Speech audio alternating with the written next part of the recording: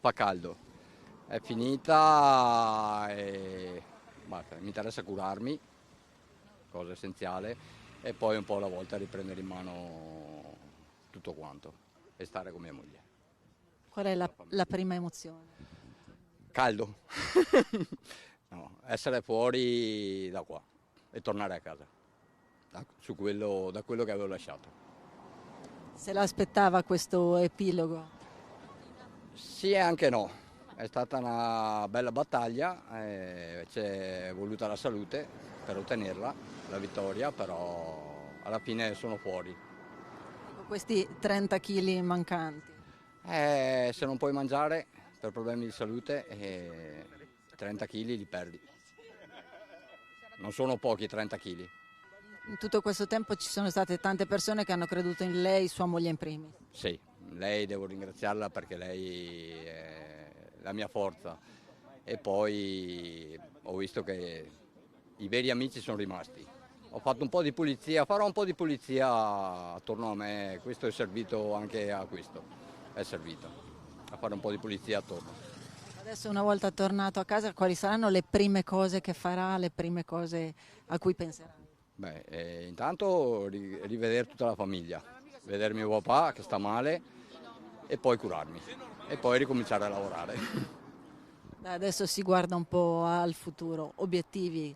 Obiettivi, riprendere in mano tutti i progetti che c'erano prima di entrare, che non sono pochi.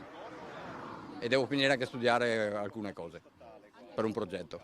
Ce ne dica qualcuno.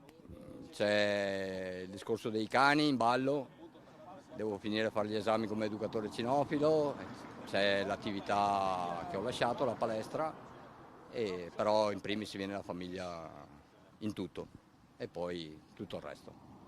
Quando c'è stata la concessione di grazia, qual è stata l'emozione, la prima cosa a cui ha pensato, insomma, l'incredulità forse? Io sono salito dal canile alle 7:20 e non lo sapevo. Lo sapevano tutti fuori che io. Lo sapevano. Sono arrivato su, me l'hanno detto e poi ho visto il telegiornale. Ci speravo. Era l'ultima spiaggia collegata alla salute.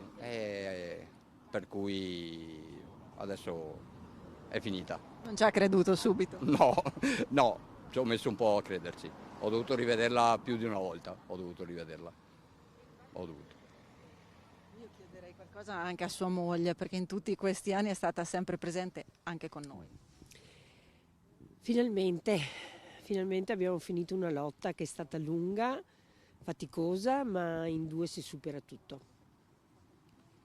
Adesso l'auspicio per il futuro, lasciarsi tutto alle spalle.